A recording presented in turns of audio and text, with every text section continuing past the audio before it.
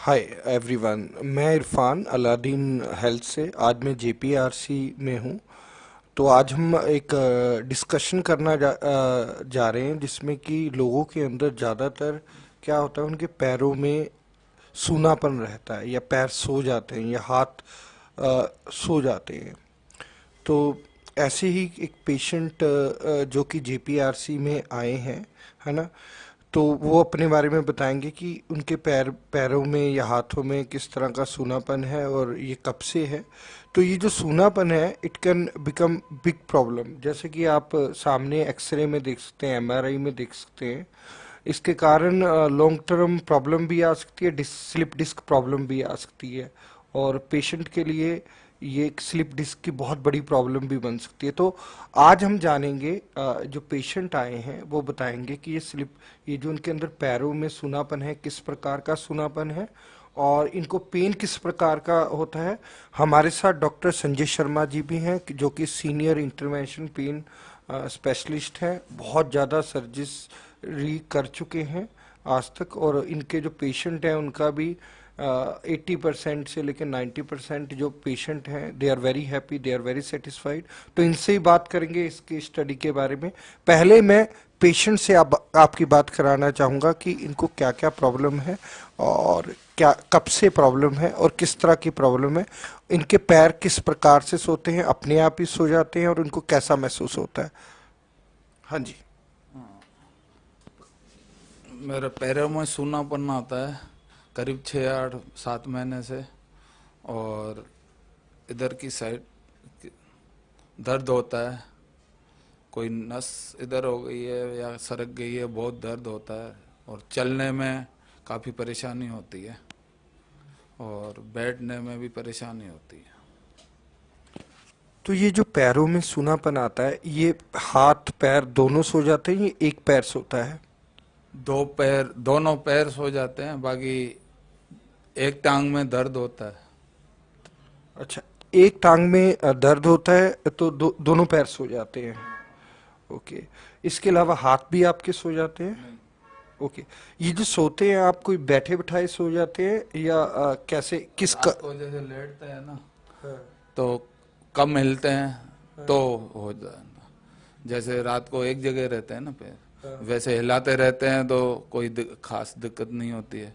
हाँ। ज्यादा रात को सोते वक्त ही होता है। रात को सोते वक्त ही आपके सोते पैर सोते हैं।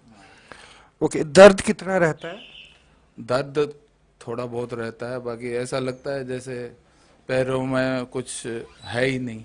अच्छा, पैरों में है नहीं, हाँ, जान नहीं जैसे है, वीकनेस लगती है पैरों में। वीकनेस लगती है। वीकनेस लगती है पैरों में। तो ये प्रॉब्लम है, ये कब से है। 6 7 महीने हो गए। अभी 6 7 महीने से। तो ये जो सूनापन है, ये पिछले 6 7 महीनों से बढ़ा है। हाँ, पहले नहीं था, 6 7 महीनों से ही हुआ है।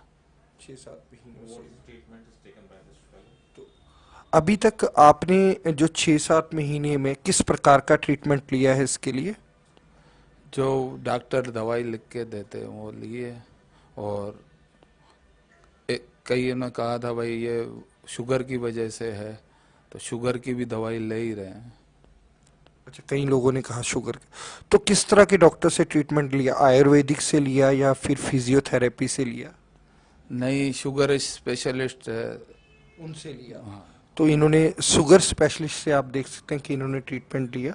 हमारे सामने एमआरआई भी है, और 6 7 महीने से ये पिछले ट्रीटमेंट ले रहे हैं, और पैरों का सूनापन बढ़ता जा रहा है डे बाय डे, और इसके अलावा पेन भी इनकी बढ़ती जा रही है।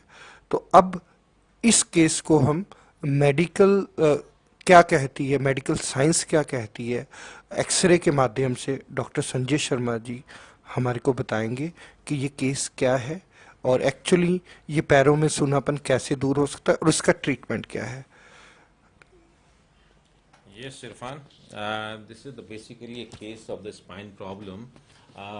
इनको जो स्पाइन है, इसमें जो हमारा डिस्क होती है, कि चौथे 5वें नंबर का जो डिस्क है, इनको मैनुअली इन्होंने जो इनका वर्क है, मैनुअल वर्क के कारण इन्होंने कोई वज़न उठाया जिसमें ये डिस्क इनका बाहर निकल गया, और डिस्क के बाहर निकलने से जो नस होती है उस पर दबाव आ गया, जिसके कारण ये पैर में सूनापन भारीपन और ये झुंझुनाहट, खिंचाव एक पैर में हो चाहे दोनों पैर के अंदर हो, जब तक वो कंप्रेशन को आइडेंटिफाई नहीं करेंगे, इनके लिए बता रहे हैं कि जैसा 6-7 महीना पहले इलाज लिया था, शुगर के लिए इलाज लिया। डायबिटिक में न्यूरोपैथी होती है, लेकिन ऐसा नहीं होता कि एक टांग में आए या एक हिस्से के अंदर आया और उस पार्ट के अंदर आए, उसमें दोनों टांगों में भी आ सकता है, दोनों हाथों में भी आ सकता है। It is a chronic disease, right, but it is the mechanical compression, undoubtedly it is the known cause of the PIVD, intervertebral disc compression, right. तो इस तरीके के केसेस में हमें सलाह दी जाती है कि आराम करें, फिजियोथेरेपी लें, मेडिसिन लें, दर्द की दवाइयाँ लें। इनिशियली पेशेंट काफ़ी लंबे टाइम तक ये लेता रहता है और उसको कुछ घंटे से कुछ दिन में आराम मिल जाता है, कुछ केसेस के अंदर से होता है। लेकिन एक ड्रेडफुल कंडीशन ऐसी होती है कि उनमें इन सब चीज़ों का कोई प्रभाव नहीं पड़ता और मरीज़ ये सोचता है कि मैं क्या इलाज करूं, कहीं सर्जरी बता दी जाती है, कहीं मेडिकल ट्रीटमेंट बता दिया जाता है, तो बड़ा पेशोपश में पड़ा रहता है कि मुझे हकीकत में इलाज किस तरीके का लेना है।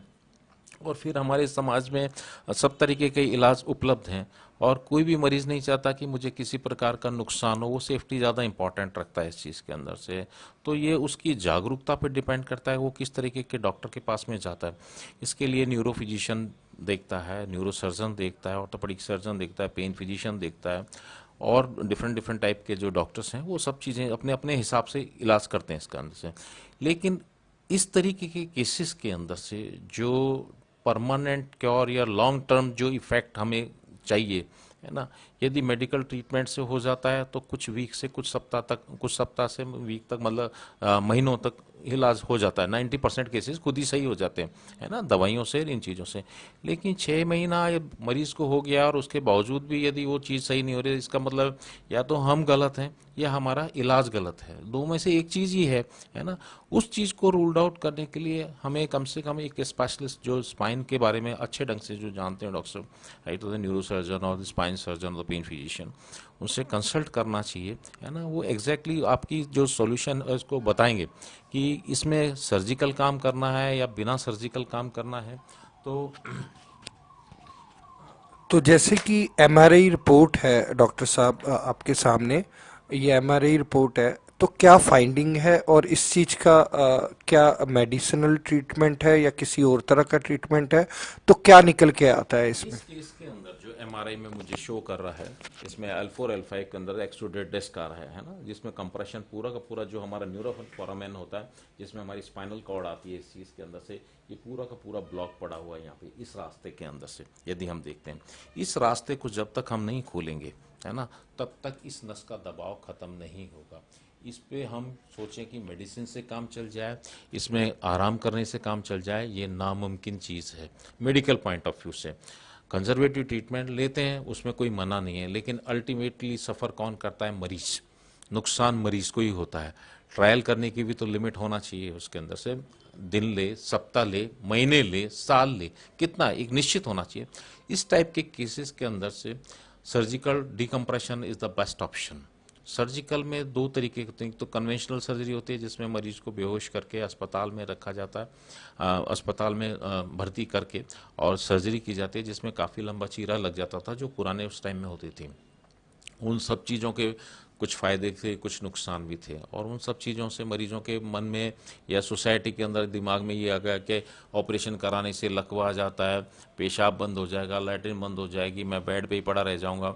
वो सब चीज़ों का काफ़ी हद तक, मतलब बहुत नगण्य समझ लीजिए, वो अब देखने को नहीं मिलता। जब से ये दूरबीन से एंडोस्कोपिक एडवांस मिनिमल इन्वेजिव जो सर्जिकल प्रोसीजर चालू हुए हैं, तब से इनका बिल्कुल नगण्य, मैंने तो अपने इस लाइफ में कोई देखा नहीं है। मतलब छोटी मोटी तो कोई भी सर्जिकल प्रॉब्लम है उसको वो आ जाती है उस चीज़ के अंदर से। इसमें एंडोस्कोपिक सर्जरी का अपना बहुत बड़ा योगदान है, जिसमें बहुत छोटा सा चीरा करीब कुछ सेंटीमीटर से, मतलब मिलीमीटर से सेंटीमीटर में ही लगता है, और under local anaesthesia, general anaesthesia, depend करता है पेशेंट का क्या कार्डिक स्टेटस है, उन सबको कंसीडर करते हुए ही उसका सर्जिकल इंटरवेंशन किया जाता है। और उसमें पेशेंट को 24 घंटे के बाद में डिस्चार्ज कर दिया जाता है।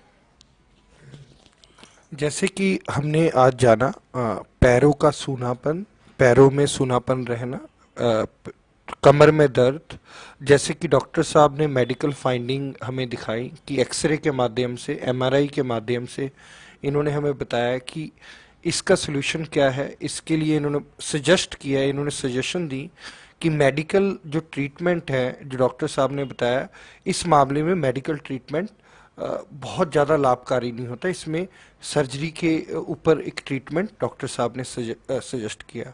तो आज हमने जाना कि मिनिमल इन्वेजिव टेक्निक और एंडोस्कोपी टेक्निक कैसे लाभकारी है पेशेंट में, और जो डॉक्टर साहब ने सजेस्ट किया। मैं डॉक्टर संजय शर्मा जी का, जो कि सीनियर कंसल्टेंट हैं, उनका बहुत बहुत धन्यवाद करना चाहूँगा, और जो हमारे साथ पेशेंट हैं इनका भी बहुत बहुत धन्यवाद करना पाऊँगा। Thank you.